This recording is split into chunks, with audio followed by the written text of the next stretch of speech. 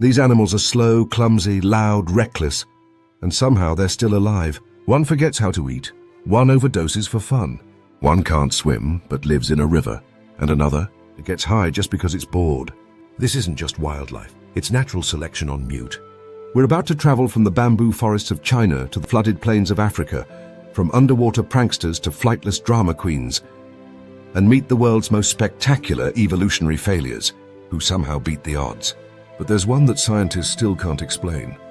A genius that keeps putting its life in danger, and sometimes forgets to breathe. Deep in the green fog of Sichuan's cloud forests, where the air hangs thick with mist and the wind hums through groves of whispering bamboo, a shape emerges. Not with a pounce, not with a growl, but with a slow, confused wobble. Black ears twitch above white fur, half submerged in a sea of swaying stalks. The giant panda, nature's monochrome enigma, sits slumped like a tired monk in meditation. But don't let the cuddly look fool you. What you're looking at is an evolutionary contradiction wrapped in a fur coat. A bear that rejected meat, a predator that hunts nothing, and a species so disinterested in survival it practically dares extinction to come find it. Once upon a time, and not too long ago on nature's clock, this creature was a full-blooded carnivore. Built like a bear, with jaws that could crush bone and a gut primed for flesh, its ancestors roamed the mountains with predatory pride. But somewhere down the evolutionary road, the panda took a peculiar detour, straight into the arms of bamboo, a plant so nutritionally barren it's practically edible air. Unlike antelope or fish, bamboo doesn't fight back. It also doesn't nourish.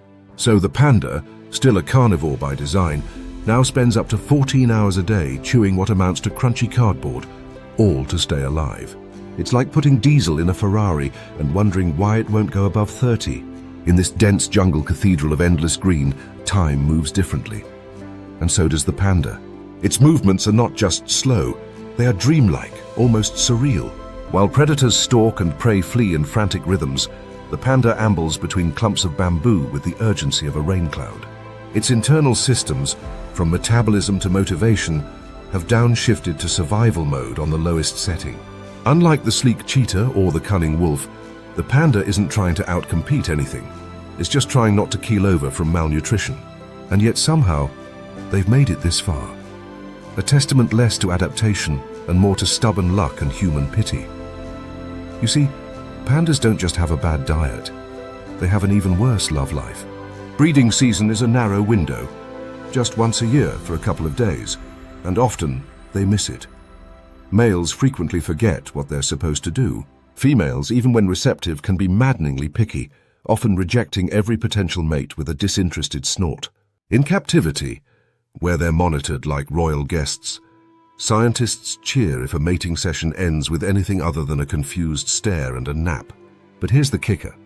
When they do reproduce, pandas typically give birth to twins. Sounds promising, right? Not quite. In the wild, the mother almost always abandons one cub, unable to care for two. She'll cradle one to her chest while the other whimpers into the cold.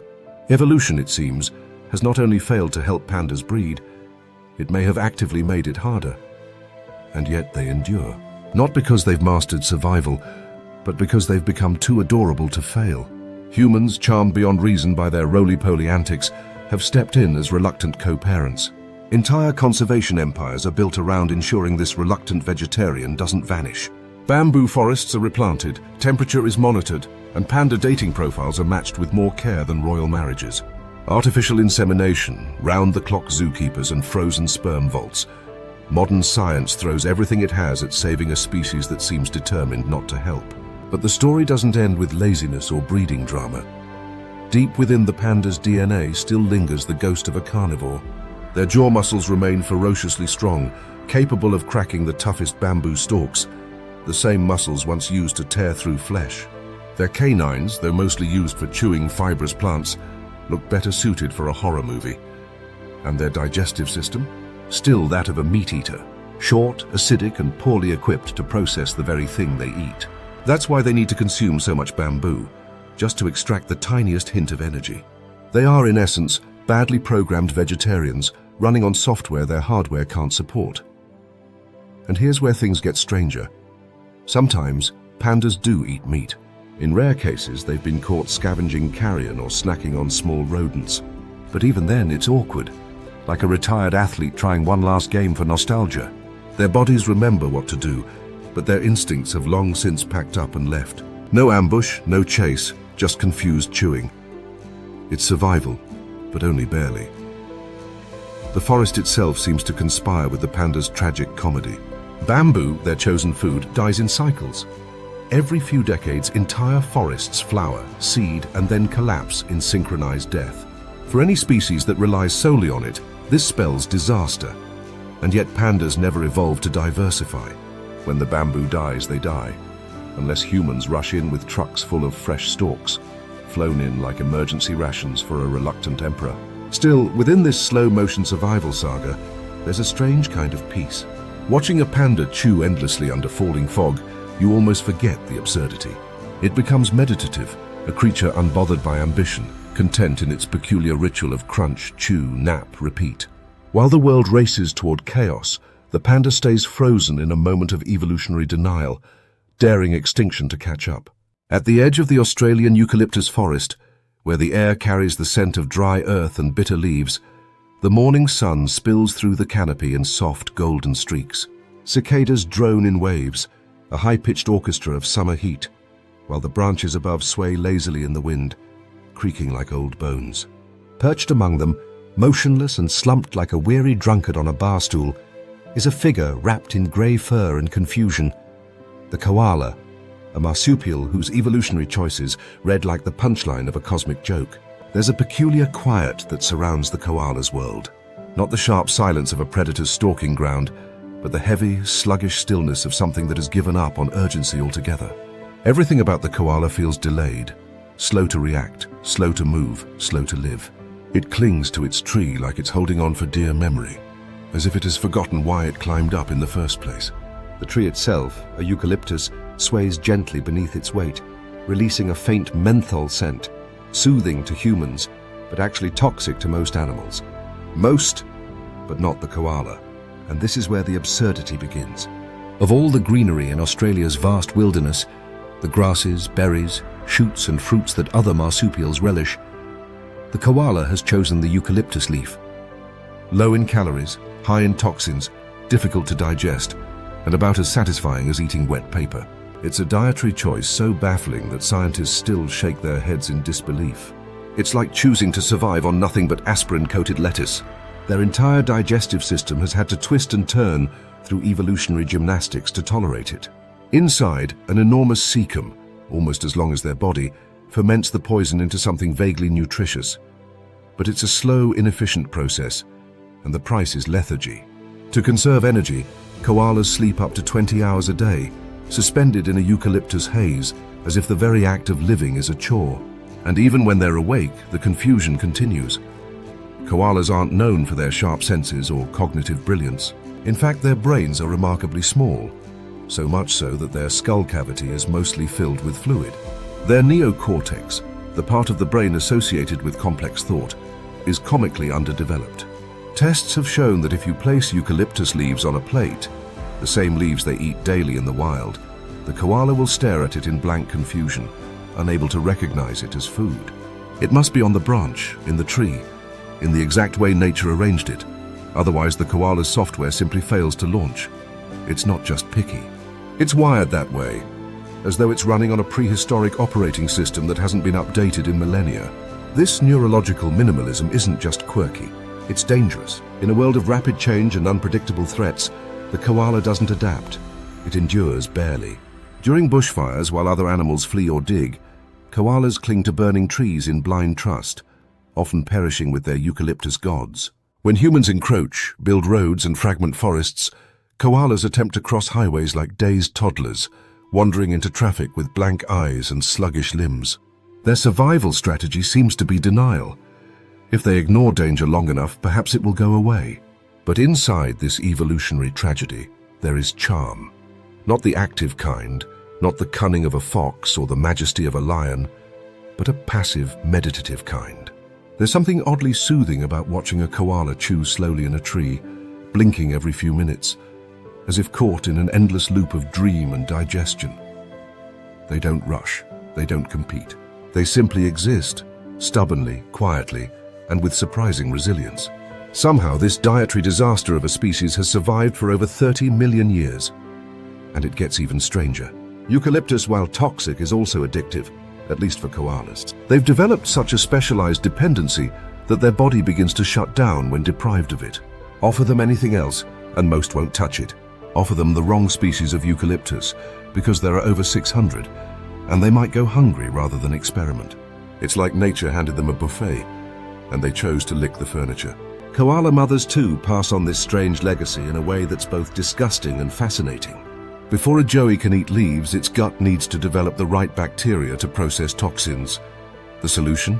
Pap, a special kind of feces the mother produces, which the baby eats.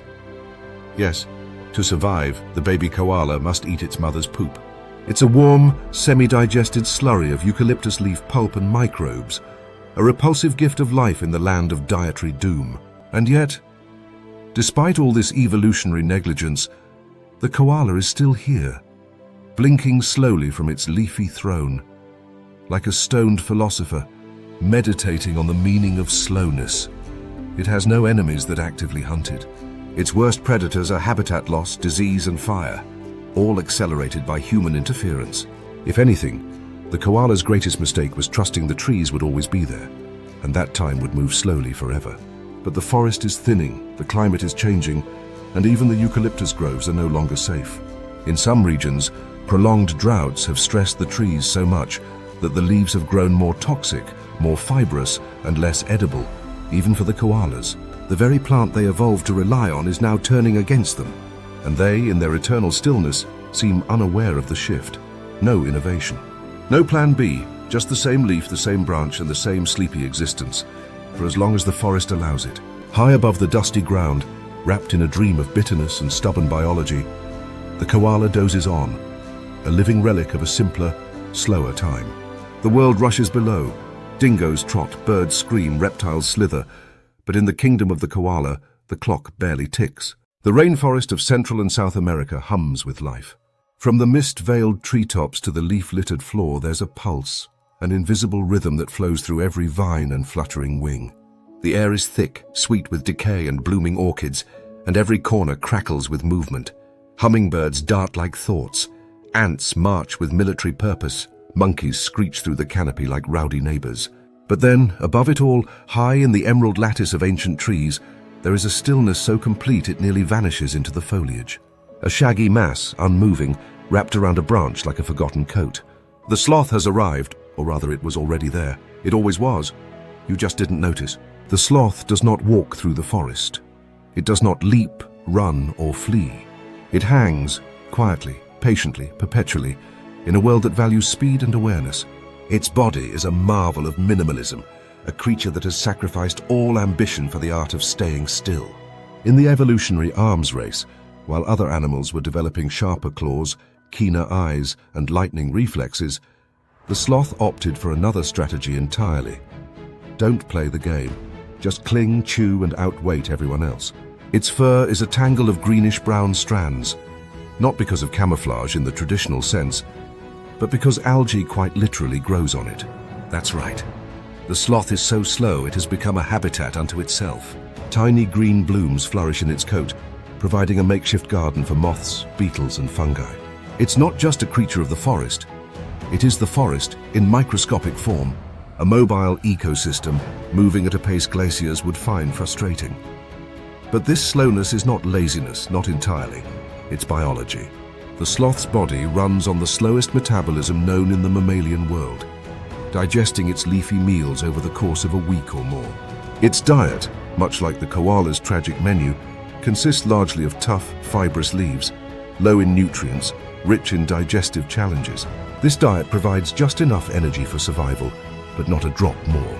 So the sloth moves like molasses on a cold day, conserving every heartbeat, every twitch of a limb, as though each action might be its last. And sometimes it very nearly is. Once a week, a bizarre ritual that defies common sense, the sloth descends from its treetop kingdom to the perilous forest floor, just to defecate. In doing so, it exposes itself to predators, parasites, and sheer gravity, all for the sake of what seems like a suicidal bathroom break.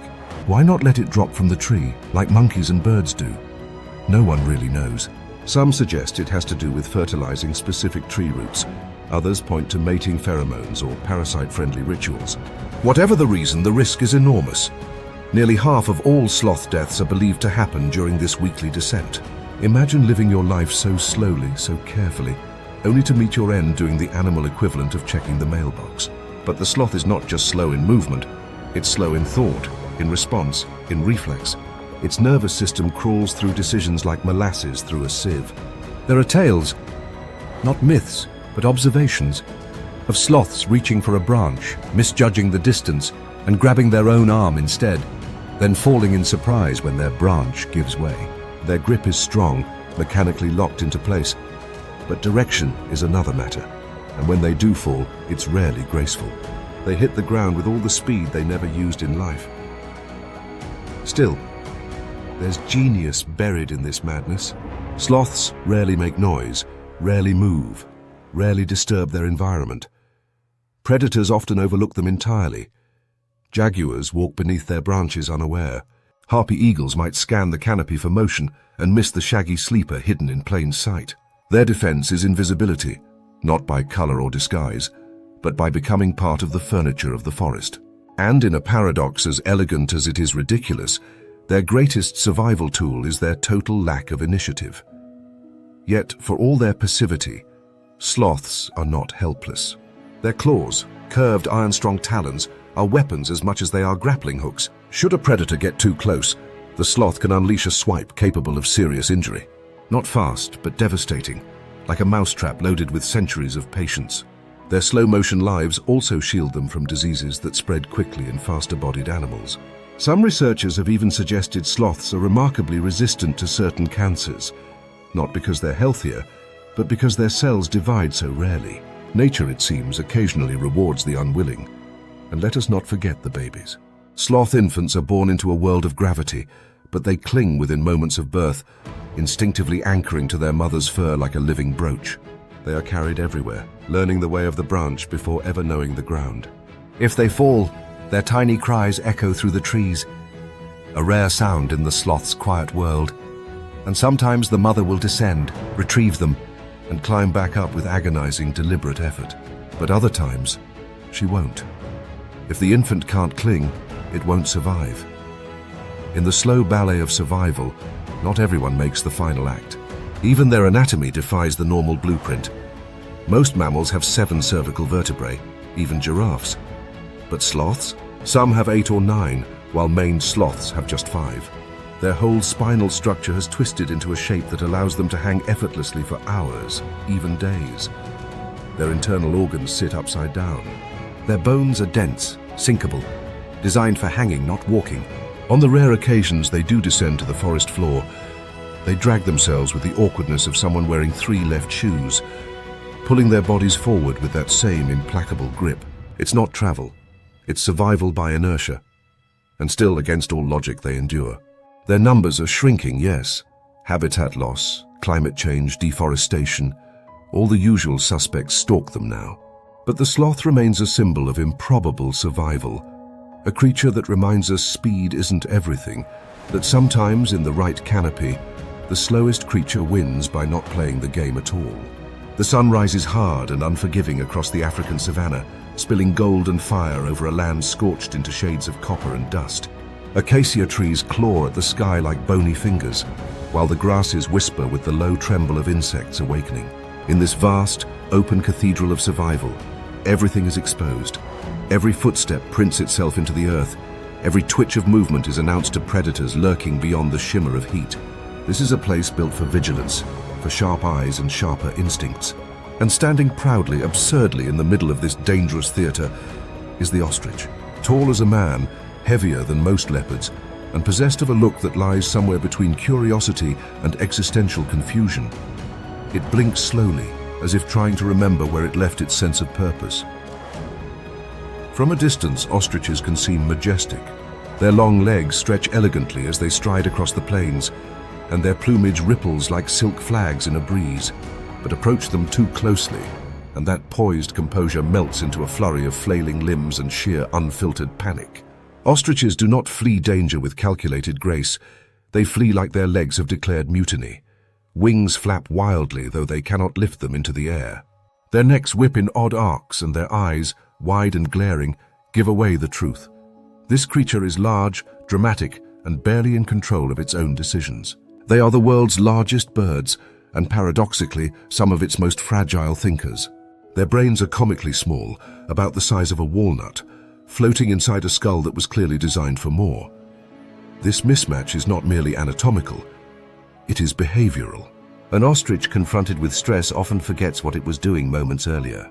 Nesting mothers have been observed to abandon their eggs mid-incubation to chase shiny objects or simply wander away, their maternal instincts defeated by a passing breeze.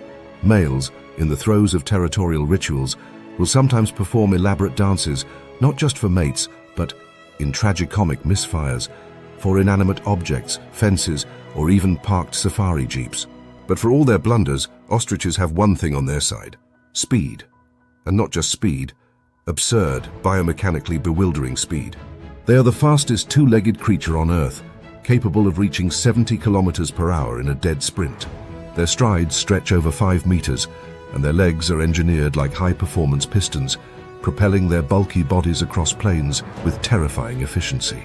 Their feet are armed with claws sharp enough to eviscerate a lion. But here's the paradox. For all this evolutionary horsepower, ostriches remain spectacularly prone to self-defeat. They have been known to sprint directly into thorn bushes, termite mounds, and on one recorded occasion, the side of a safari van.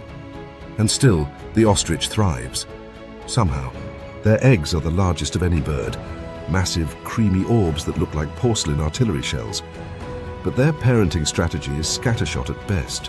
While a dominant female will lay her eggs in a communal nest, subordinate females often attempt to sneak theirs in too, leading to chaotic piles of as many as 60 eggs. The dominant female can't tell which are hers, and so a rough triage occurs. She shuffles them around, boots out the extras, and incubates what remains. It's a statistical gamble of reproduction, governed more by accident than planning. Once hatched, the chicks are wide-eyed, fluffy, and immediately vulnerable to everything from jackals to martial eagles. Adult ostriches, in rare flashes of competence, will sometimes perform impressive distraction displays, flapping and running in zigzags to lure predators away. But more often, they'll simply bolt in a direction unrelated to the threat, relying on chaos and confusion as a defensive strategy. Occasionally, they resort to the infamous flop and hope, dropping to the ground and stretching their necks flat against the earth, believing themselves invisible, like a 6-foot-tall toddler playing hide-and-seek behind a blade of grass. Yet there's a strange kind of genius in this madness. The savannah is full of creatures who follow the rules, stalk quietly, flee in herds, hunt at dawn, sleep at noon. But the ostrich defies them all. It is a rogue algorithm of nature, a bird that runs like a gazelle, fights like a velociraptor, and thinks like a misplaced houseplant. And in its unpredictability there is survival. Predators can't anticipate it, prey can't copy it, and even biologists, after decades of observation, still scratch their heads in wonder. There are also moments of genuine marvel. The ostrich's eye is the largest of any land vertebrate, bigger than its brain, and sharp enough to spot danger over a kilometer away. Its feathers, though useless for flight, are brilliant thermoregulators, keeping the bird cool beneath the pitiless African sun. Its respiratory system rivals that of a racehorse, and its muscles are optimized not just for speed, but for endurance. So while it may act like a nervous wreck, its body is a finely tuned machine built for extreme survival. But survival here is never guaranteed. The dry season brings hunger and thirst. Lions prowl with patient hunger. Hyenas test the flocks at night. And while the ostrich may outrun most of its enemies, one misstep, one poorly timed flop or distracted sprint, can end its reign in a single flash of claws. And still, the flocks roam, dancing through heat haze and thunder, leaving behind trails of feathers and forgotten eggs, continuing a lineage that seems more accidental than earned. As the sun sinks behind the acacias and the shadows stretch long over the grass, the ostrich stands silhouetted against the blood-orange sky, its head bobbing slightly as if pondering something ancient and profound. But it's not. Most likely, it's forgotten what it was doing again. And yet tomorrow, it will rise, sprint, panic, mate, forget, and survive. Just as it always has. The Pacific wind howls across the desolate coastlines of California and Patagonia, where jagged cliffs and crashing surf carve the land into wild, crumbling edges. The sky is low, grey, and pulsing with gull cries, while the sea churns in a constant rhythm of violence and retreat. This is not a beach of relaxation, it is a battlefield. Sand sprays like smoke, and the air reeks of salt blood and the sour breath of giants. Upon this forsaken shore, the most absurdly self-destructive mating ritual in the animal kingdom plays out. A symphony of testosterone, bellowing, and biological obsession, led by none other than the male elephant seal. From a distance, the males look like upturned boats, their blubberous bodies slumped across the sand like war machines fallen in disrepair. But approach too closely, and you will witness something ancient and operatic. Great beasts rising with thunderous bellows, their inflated proboscises flapping like living trumpets, roaring challenges that ripple through the coastal air. These are not idle cries. They are declarations of war. The breeding season has arrived, and with it, the coastal colonies have transformed into theaters of absurd glory, where survival is postponed in favor of something far more primal. The male elephant seal, an aquatic marvel of muscle and mass, transforms into a tragic romantic during these weeks. Weighing up to 4,000 kilograms, almost 4 times the size of a small car, the bull hauls himself from the waves like a prehistoric submarine breaching, ready not to feed or rest, but to conquer. For weeks he will neither eat nor return to the ocean. He will not hunt, hydrate, or heal. Every ounce of energy he has stored from his deep-sea foraging missions will now be spent on one single purpose: to become a beach tyrant, to gather and guard a harem of females, and to mate as much as his dying body will allow.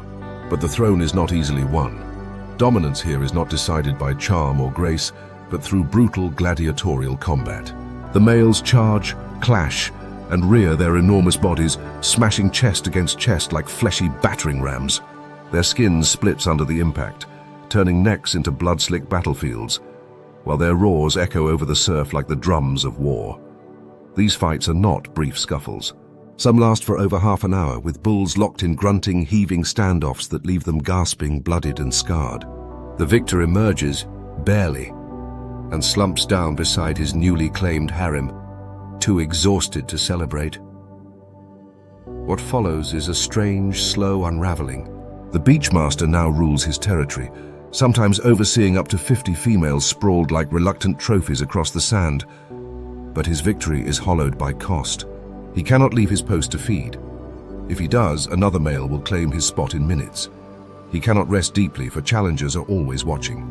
Instead, he must patrol constantly, moving his gargantuan bulk in awkward lunges to fend off intruders, bark at threats, and reassert dominance over both rivals and females.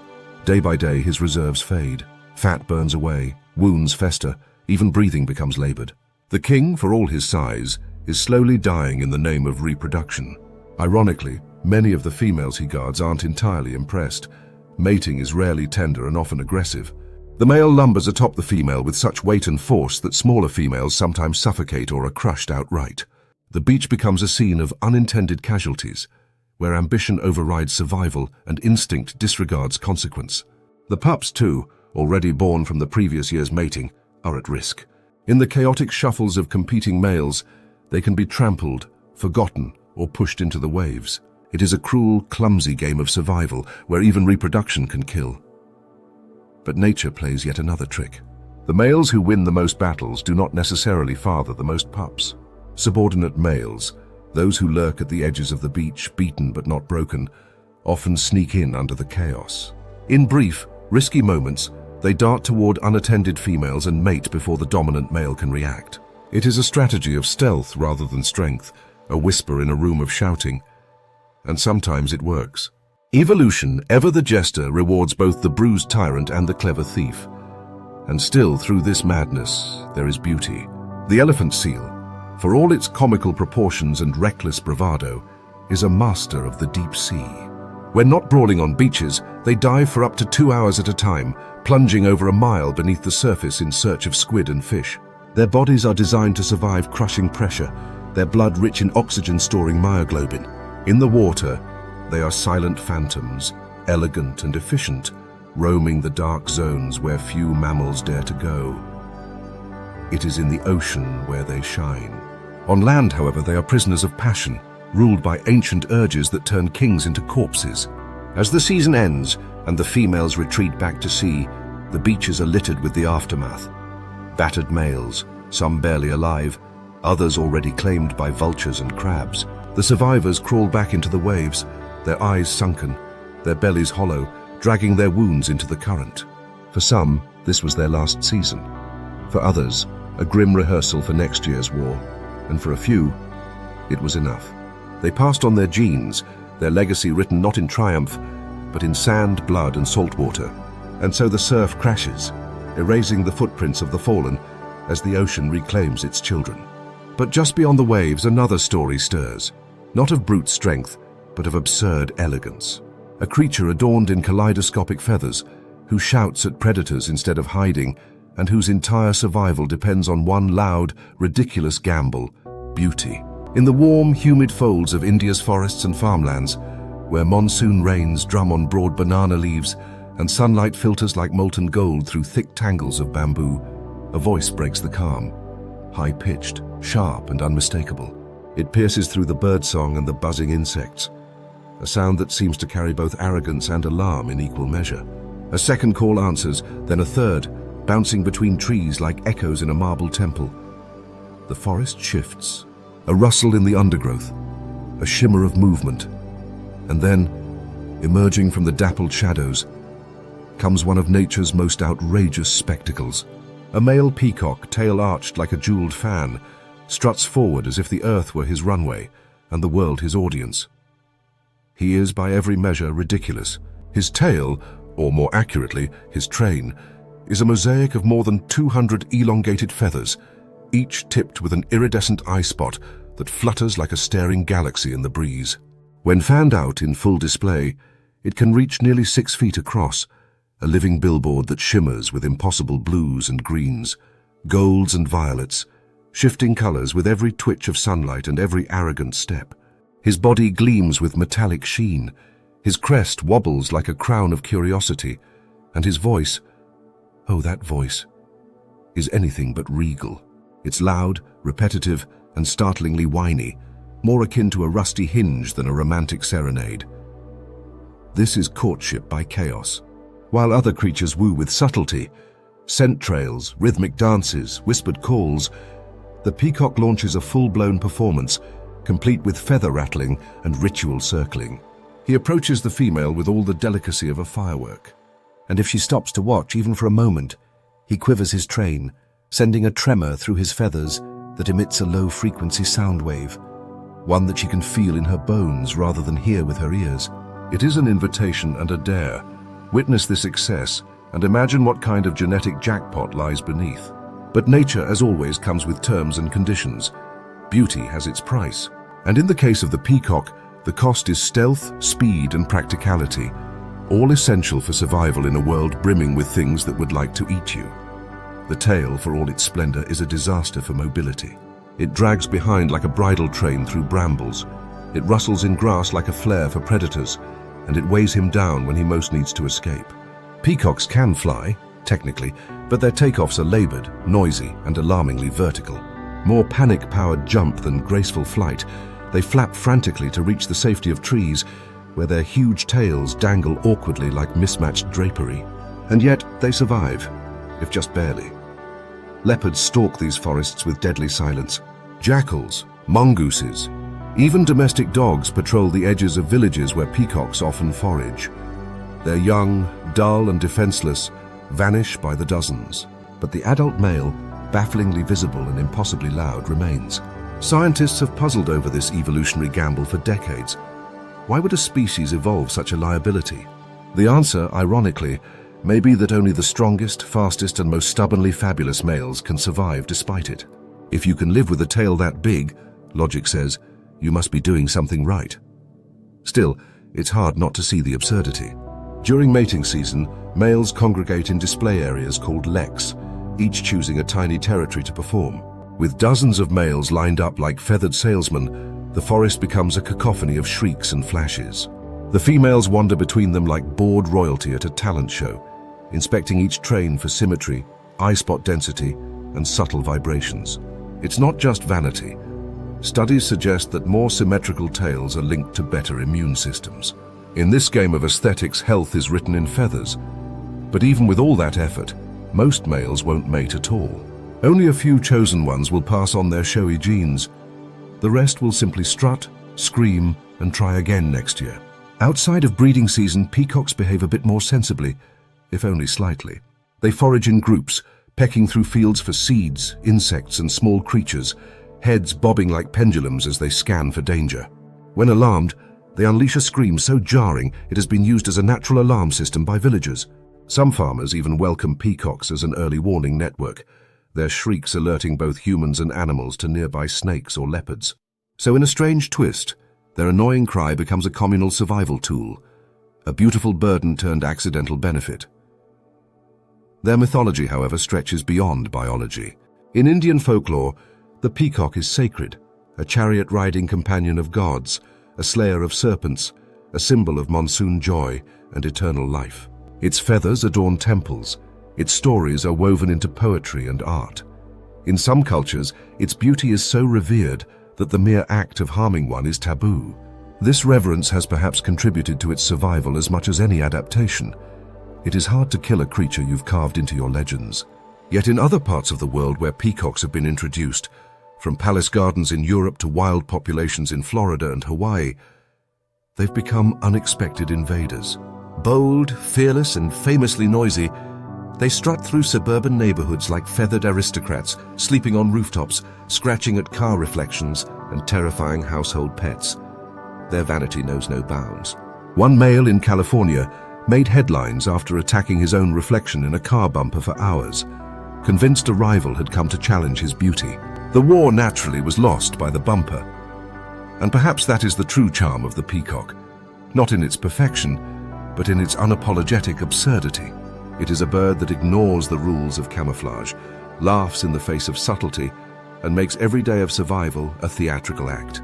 In a world where so many species choose silence and shadow, the peacock shouts and shines, not despite the danger, but as a kind of flamboyant defiance. At twilight, when the African sun sinks like a burning coin into the belly of the land, the river changes. Its surface, once ablaze with golden glare, softens to a dark reflective skin that mirrors the dusk. The air thickens with humidity, the smell of algae and stirred silt clings to the nostrils, and frogs begin their chorus in the reeds. All appears calm, a serene, breathing silence hanging over the water's edge.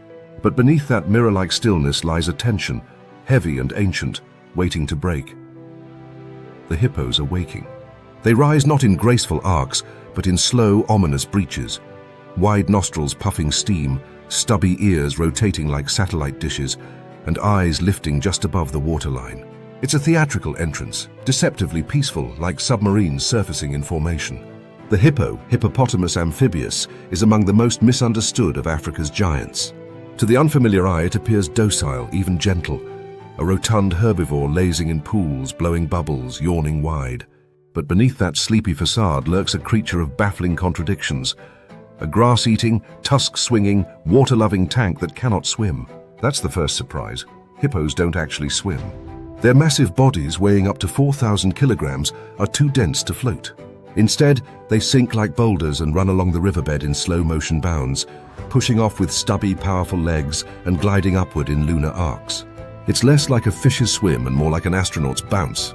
Bizarre, graceful, and weirdly mesmerizing. They can hold their breath for up to 5 minutes, navigating their watery highways by memory and muscle, eyes closed, ears folded shut. To watch a hippo move underwater is to watch a creature playing by a set of rules no one else agreed on. But what they lack in swimming finesse, they make up for in territorial rage.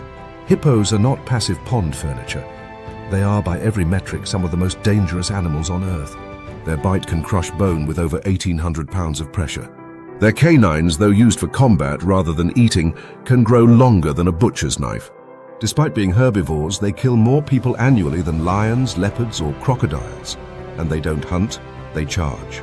Boats that drift too close are suddenly flanked by bubbling wakes, then hit with the explosive force of a torpedo wearing a grudge. Canoes flip, engines stall. Tourists scream. The hippo doesn't linger afterward. It vanishes beneath the surface as quickly as it appeared, like a ghost with a short temper.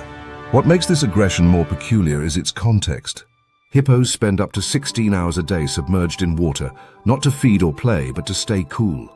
Their skin is too sensitive for the sun. It dries out and burns easily.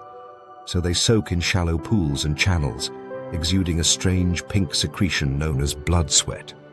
Despite its name, it's not blood, nor is it sweat. It's a natural sunscreen, antibacterial and slightly oily, giving them the glistening sheen of a creature perpetually dipped in wax.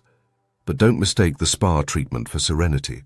The slightest challenge, a rival male, a curious crocodile, a drifting raft, can trigger a bellowing charge that churns the river into chaos.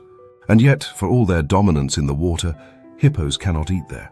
Their mouths, though monstrous, aren't suited for aquatic grazing. So each evening, as the land cools and the river exudes mist, the hippos rise from the depths and lumber ashore. What follows is a silent exodus. Dozens of these immense beasts climb the muddy banks and vanish into the dark walking trails they've carved into the earth over generations. Some journey kilometers inland in search of grass, their true sustenance. They feed not like grazers, but like silent invaders. One step, one bite, one grunt at a time. By dawn they return, bellies full, bodies scarred, sometimes dripping blood from nighttime brawls. Their social lives are no less complex. Males establish territories in the water, harem style, aggressively patrolling their patch of river and tolerating neither rivals nor ambiguity. The fights between bulls are brutal. Not just shoving matches, but roaring, slashing, tooth-tearing affairs that often end in bloodshed. Ears are ripped, tusks break, and the loser, battered and humiliated, is driven to the fringes, where he may stew for weeks before trying again. The dominant bull, meanwhile, spends his days asserting his rule, mating with any willing female and roaring at every passing breeze. His power is total and fleeting. Challenges are constant, and the cost of dominance is a body slowly being torn apart by pride. Yet for all this violence, the calves are born into a strangely tender world. Mothers give birth in the water, cradling their newborns in their jaws, gently nudging them to the surface for their first breath. The babies, barely the size of a Labrador, ride on their mothers' backs and learn the world through grunts, nuzzles, and brief dives. They are often protected fiercely, hidden behind the bulk of their mother, or even adopted by other females in the pod. The nursery, floating between giants, is one of the few places in the animal kingdom where innocence survives amid such brute force. But there are cracks in this ancient dominance. As rivers dry and human settlements grow, hippos find themselves increasingly at odds with a world that no longer makes space for them. Farmers fear them, fishermen curse them, and their once sacred riverbeds are carved into irrigation canals and sugar plantations. Their temper, once a tool for survival, now marks them as threats. Yet they persist, stubborn, dangerous, oddly majestic, dragging their ancient rituals through a changing landscape. And perhaps that is the hippo's true paradox. A creature built for water, yet unable to swim. Designed for peace, yet driven by fury. Gentle in motherhood, monstrous in battle. It is nature's tank with a poet's soul, bellowing at the moon, running underwater, and living somewhere between absurdity and awe. The savannah stirs before the sun fully arrives, long shadows stretching over golden grasses as the air thickens with the scent of dry dust and promise. Crickets fade. The rustle of wind through acacia branches gives way to the slow awakening of hooves, paws, wings, and jaws. Beneath a low thorn bush, half swallowed by the early morning haze, lies a creature sculpted for velocity. Taut, slender, every muscle drawn tight as if anticipating flight. Its golden eyes flicker with tension, scanning the clearing ahead, calculating angles, wind, distance, and prey. The cheetah is still, but only in appearance. Inside, it is coiled lightning, a biological contradiction waiting to collapse in beauty and breathlessness. In motion, the cheetah defies belief. When it rises and bursts forward, time shatters around it. Muscles explode into action, spine flexing like a whip, tail slicing through the air as a living rudder. Its feet barely seem to touch the ground as it reaches speeds up to 112 kilometers per hour, faster than anything else on land. For 6, maybe 7 seconds, it becomes the storm, elegant, blinding, untouchable. But then, like all storms, it passes. The power drains almost as suddenly as it surged. Its lungs begin to fail it. Its heart pounds dangerously, and its body, flooded with heat, screams to shut down. If the chase does not end in triumph within 400 meters, it ends in collapse. This is where nature's bargain reveals its cruel side. The cheetah is speed perfected, and nearly everything else neglected. Its frame is delicate, almost fragile, bones light and bird-like, built for minimal weight rather than durability. Unlike the lion or leopard, it cannot afford brute strength. A single misstep during a sprint, a loose stone, an awkward angle, can snap a leg like dry wood and end its life in an instant. Its claws, semi-retractable for traction, offer little help in climbing. Its jaws, relatively weak, can kill only with precise suffocation. And its prey, often gazelle or impala, can recover from the initial shock of chase and leap to freedom in the final meters if the cheetah falters for even a breath. But the greater indignity begins after the kill. Panting, drooling, overheating, the cheetah must rest, not by choice but by sheer necessity. Its internal temperature spikes to near lethal levels. It can barely stand, let alone defend its catch. In this vulnerable moment, the opportunists arrive. Hyenas first, bold and grinning, eager to steal. Jackals trail behind, darting in and out like pickpockets. And the lions, heavy, slow, but infinitely more powerful, come not to compete, but to claim. The cheetah snarls, twitches, makes a half-hearted protest, then backs away, defeated by its own biology. More than half of all cheetah kills are stolen before a full meal is even taken. Speed may win the race, but power owns the prize. This relentless vulnerability shapes more than just hunting. Even in family life, the cheetah is burdened by its specialization. Mothers raise their cubs alone, without the pride-based support system seen in lions or the secrecy of dens favored by leopards. Instead, they are exposed. A single female trying to hide up to 5 curious, spotted bundles in open grassland. She must leave them to hunt, but not for long. Too long, and the cubs are found. Hyenas, leopards, even eagles all see cheetah cubs as easy meals. Mortality is staggering. In some regions, fewer than 10% of cheetah cubs reach adulthood. Even in their bloodlines, cheetahs suffer from fragility. A historical bottleneck, perhaps caused by ancient climate disasters or widespread hunting, left the global cheetah population with dangerously low genetic diversity. So low, in fact, that skin grafts between unrelated individuals rarely trigger immune rejection. They are, in a strange sense, clones of one another, elegant, speedy, and almost identical. This lack of variety means vulnerability to disease, poor sperm quality, and high rates of deformity in cubs. Nature gave them beauty and brilliance, but no margin for error. And perhaps most surprisingly, these feline race cars are not solitary by default. Males, often brothers from the same litter, form coalitions, rare alliances in the cat world. Together they increase their hold over territory, cooperate in hunting, and challenge rivals as a team. It's a rare flash of strategy in an otherwise chaotic existence. But even this cooperation comes at a cost. Males without siblings, the solitary bachelors, live lonely lives with little hope of securing breeding rights. For them, speed offers no social advantage, only silence and space. Yet in the rare, quiet hours between the chaos, the cheetah is something else entirely. Perched atop termite mounds, scanning the plains with wide amber eyes, it seems to breathe a different rhythm than the rest of the savannah. It does not roar. It purrs, chirps, and hums. It walks with liquid grace, ears twitching to every cricket and gust. It is not just a predator, but a presence, elegant, elusive, and somehow endlessly tragic. Every hunt, every breath, feels like a balancing act on the edge of extinction. Today, fewer than 7,000 cheetahs remain in the wild. Their ranges shrink, their prey disappears, and their genetic dice roll ever closer to zero. And yet they run, not out of fear, but because it's all they know. Every chase is a gamble, every victory a narrow thread pulled from nature's tangled web. In them, we see not just the thrill of speed, but the weight of fragility. A predator designed to chase, but not to fight, to win, but not to keep. The ocean just before dawn is a place of uncanny stillness. Its vast skin glistens under the first bruises of morning light, soft currents curling like the breath of some sleeping colossus. Below the surface, a blue twilight reigns. Not darkness, not yet light, but something in between, where silver flashes of life dart through silence, and shadows stretch longer than the creatures that cast them. The great predators of the deep still patrol in slow motion, reluctant to surrender the final hour of night. But suddenly that silence is broken. From the depths erupts a burst of motion, bubbles, squeals, and sleek grey shapes that twist and spiral with deliberate joy. Dolphins, the ocean's most charming anarchists, have arrived. Bottlenose dolphins, with their perpetual half-smiles and curious eyes, are often cast as nature's benevolent tricksters. They dance through waves like artists, surf alongside boats with enviable confidence, and seem to laugh as they breach in graceful arcs above the sea.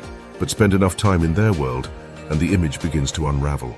Beneath the charisma lies a creature of startling complexity and shocking contradiction. As brilliant as it is impulsive, as social as it is selfish, as playful as it is prone to starting trouble, the dolphin isn't just smart. It's dangerously smart, and it often behaves like a creature both too clever for its own good and entirely unaware of its own limitations. Their intelligence, sculpted by millions of years navigating the three-dimensional chaos of ocean life, is unrivaled among non-human animals. Their brains are enormous, even larger than ours when measured by body weight, with a neocortex and limbic system capable of processing emotion, language, and long-term memory. They communicate in complex signature whistles, each dolphin essentially naming itself with a unique vocal identity. They coordinate hunts with military precision, creating bubble nets, cornering fish into tight bait balls, and even taking turns to ambush shoals. They recognize themselves in mirrors, understand abstract symbols, and mourn their dead with quiet floating vigils. And yet, despite this cerebral elegance, dolphins often behave like overcaffeinated teenagers on spring break. They chase each other relentlessly, nip at tails, flip over for no reason, and launch themselves from the water in dizzying aerial spins that serve no purpose other than sheer delight. They are known to provoke larger animals, including sharks, simply to watch their reaction. Entire pods have been observed circling tiger sharks, darting in to slap them with their tails like schoolyard bullies taunting a sleeping giant. Sometimes the shark leaves. Other times it doesn't. And when the line between curiosity and recklessness blurs, dolphins die. But perhaps the most baffling behavior is their relationship with pufferfish. In several recorded instances, juvenile dolphins have been observed passing around an inflated pufferfish like a drug at a party. Carefully, almost reverently, they take turns mouthing it, careful not to bite too hard, as the puffer releases a mild neurotoxin. The dolphins then float near the surface, motionless and wide-eyed, appearing, by every available metric, to be high. Is this play? Is it accidental pharmacology? No one knows. But it hints at a level of experimentation few wild animals dare to explore. Their social lives are no less dramatic. Dolphins form intricate alliances, not just friendships, but coalitions and rivalries that mirror political intrigue. Males team up in pairs or trios to court females, sometimes guarding them from rival groups in extended chases. Females form their own bonds, exchanging babysitting duties and information about feeding grounds. These relationships can span decades. But with intelligence comes complexity, and with complexity, cruelty. Dolphins have been observed bullying the weak, harassing other species for sport, and in rare but documented cases, engaging in coordinated attacks on members of their own pod. And through it all, they seem to do everything fast. They race through coral reefs at speeds that risk sudden injury. They leap high in coastal shallows, where one misjudged landing could shatter a spine. They ride waves not out of necessity, but because they can, turning every ocean swell into a playground. Their lives, for all their intelligence, are not cautious. They are fast, loud, chaotic, and fueled by a thrill-seeking drive few animals share. Sometimes it works in their favor. Other times it leaves them breathless in shallow water, so consumed by excitement that they forget to surface. A cruel irony for a creature whose survival depends entirely on remembering to breathe. And yet, in all this madness, dolphins remain among the ocean's most beloved inhabitants. Their presence is often seen as a good omen, their silhouettes breaking waves like smiling spirits. Tourists flock to see them. Scientists study them. Fishermen sometimes follow their lead using dolphin behavior to track fish. But their fame, their familiarity has not protected them. Entanglement in fishing gear, noise pollution, habitat destruction, and direct hunting in some regions continue to erode their numbers. And in captivity, stripped of their social circles and wild oceans, they often show signs of psychological stress, refusing food, swimming in tight circles, or simply floating listlessly for hours. Still, the wild pods race on. Through coastal shallows and deep pelagic stretches, they live each day with kinetic hunger, for fish, for movement, for play, for connection. They are the ocean's tricksters, its geniuses and its fools, dancing on the knife's edge of brilliance and disaster. And while their intelligence may one day be their salvation, it also remains their greatest risk, because a dolphin, for all its beauty and brain, rarely knows when to stop. The northern wilderness is a place of eerie calm, a cathedral of stillness broken only by the creaking of snow-laden trees or the slow hiss of mist rising from a thawing bog. Here, in the boreal realms of Canada, Scandinavia, and Alaska, where spruce forests stretch endlessly and winter hangs on with the tenacity of an old wound, one figure stands above all others. Towering, strange, and curiously solemn, the moose emerges like something half-remembered from folklore. Its massive frame is draped in shaggy brown fur, its shoulders humped like a draft horse, and above it all, a great bony crown spreads, antlers so wide they catch branches as it walks. For a creature this powerful, it moves with the tentative awkwardness of someone who just remembered they left the stove on. To see a moose in the wild is to feel caught between awe and confusion. On land, it is the largest member of the deer family, standing over 2 meters tall at the shoulder and weighing nearly 700 kilograms. This is not a creature easily ignored. And yet, despite its size, the moose is often found in the most absurd predicaments. They get stuck in fences, tumble into backyard pools, and occasionally wander directly into traffic, or worse, into trains. The moose, it seems, has no understanding of its own dimensions, its own strength, or frequently its own surroundings. It walks like a toddler piloting a bulldozer, oblivious to the havoc it leaves in its wake. In late summer, the bulls begin to grow restless. Hormones surge, velvet peels from antlers like old wallpaper, and something wild stirs in their blood. With nostrils flared and heads swaying, they search for rivals, or sometimes simply targets. The moose is not a predator, but it is undeniably aggressive. People have been chased off hiking trails, cyclists sent flying, and snowmobiles overturned by moose who decided in that moment to become a wall of fury. They don't stalk or pounce. They charge, full speed, no brakes, head down, hooves pounding like war drums. It's not strategy, it's impulse. A 1,500-pound tantrum in motion. But if their land behavior is unpredictable, their relationship with water is even stranger. Moose are semi-aquatic by nature, a rare trait in the deer world, and they often wade deep into lakes and ponds, their towering legs allowing them to reach aquatic plants at depths where few other grazers dare. In these moments they appear almost graceful, swimming with slow, steady strokes, bubbles rising from their nose as they dive completely under to feed. It's a serene image, until it's not, because the moose, for all its aquatic confidence, frequently forgets one critical thing: depth. In several tragic and absurd cases, moose have wandered onto soft marsh ice and plunged through, unable to escape. Others have drowned in swimming pools or irrigation ponds, unable to clamber out. One legendary moose in Newfoundland famously fell through a hotel skylight after mistaking its reflection in the glass for another moose. Then attempted to swim its way out of the lobby. It didn't end well. For an animal so perfectly adapted to its environment, the moose often seems surprised to find itself in it.